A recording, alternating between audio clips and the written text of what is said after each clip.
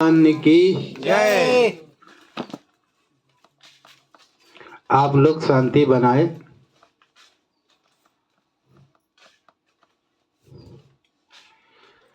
प्रवचन कुछ घर गृहस्थी के लिए भी होना जरूरी है, क्योंकि घर गृहस्थी के लिए होगा तो हमें शिक्षा मिलेगी कि हमको किस तरह से जीना है,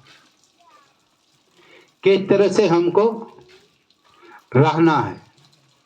हाय, हम घर पर हैं, हम 4 भाई हैं, 2 भाई हैं, 5 भाई हैं, तो हम किस तरह से रहें, तालमेल से ये भी जरूरी है। हमारा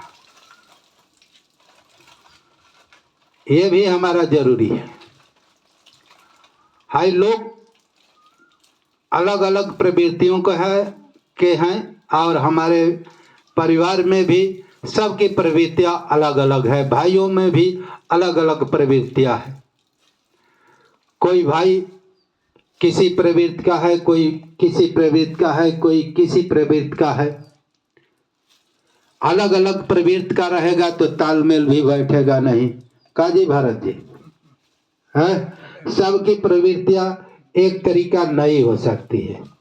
और 4 भाई है और 4 भाई में 4 जगह शादी हुई है, तो 4 जगह शादी हुआ है तो भाई 4 प्रकार की वो भी प्रवृत्तियां आएगी।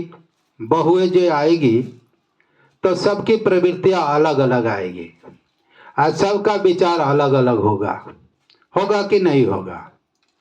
उसमें भी तालमेल नहीं बैठ पाता है, बैठता है, लेकिन उन तालमेल में भाग्यशाली कौन होता है?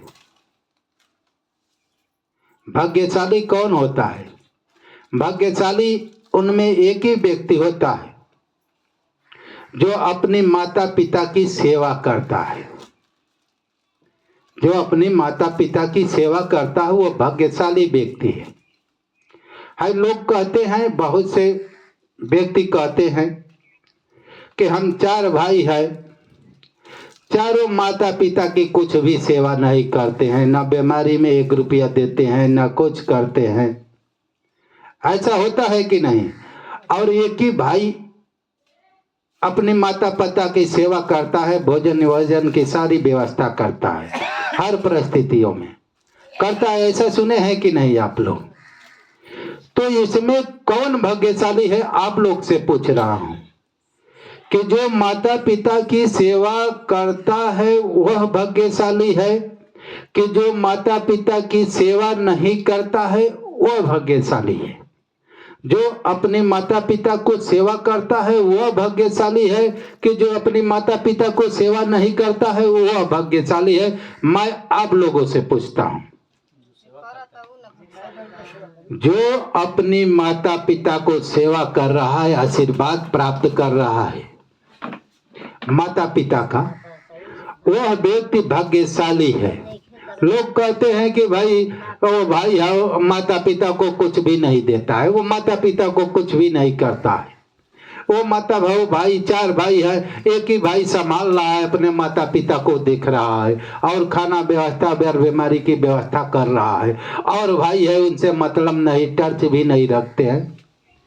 तो भाग्यशाली उसी को मानना चाहिए कि जो अपने माता पिता का दुआ प्राप्त कर रहा है, आशीर्वाद प्राप्त कर रहा है, वह व्यक्ति भाग्यशाली है। और वह व्यक्ति साईं जैसे महापुरुष के, साईं जैसे भगवान के सानिध्य में आ जाए तो उनका कल्याण भी होने लगता है।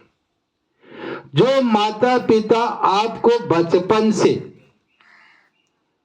आपको थोड़ा सा बीमारी छींक आ जाती थी, आपके लिए उथल पुथल हो जाता था, आप कमाने लगे, आप धन दौलत कमाने लगे और बड़ा टाटा बिरला बन हो गए और माता पिता को बुढ़ापा में देखते ही नहीं है, तो आप जैसा गिरा हुआ व्यक्ति कोई भी नहीं है। जो अपनी माता के असहाय स्थिति में हमेशा सावधान रहता है कि मेरी माता पिता को कोई कष्ट न हो, वह भगवान की निगाह में भाग्यशाली है, सदगुरु के निगाह में भाग्यशाली व्यक्ति है। उस पर भगवान खुश होते हैं। जो अपने माता पिता को थोड़ा भी ध्यान नहीं देता, उस पर भगवान क्या कोई भी खुश नहीं होगा। उसके पर चटुकार व्यक्ति खाली खुश होते हैं। चटुकार समझते हैं जो गलत व्यक्ति होता है गलत का संग करता है। जो सजनता निर्मलता भक्ति भाव वाला व्यक्ति होगा और सही ढंग से ईश्वर प्राप्ति के निमित्त भजन भक्ति करता होगा, वह व्यक्ति खुश होता है। जो किसी की बच्चा जो है अपने माता पिता की सेवा करता है तो अच्छे व्यक्ति हमेशा अच्छा का प्रोत्साहन देते हैं और बुरा व्यक्ति कभी हमेशा बुरा का ही प्रोत्साहन करते हैं।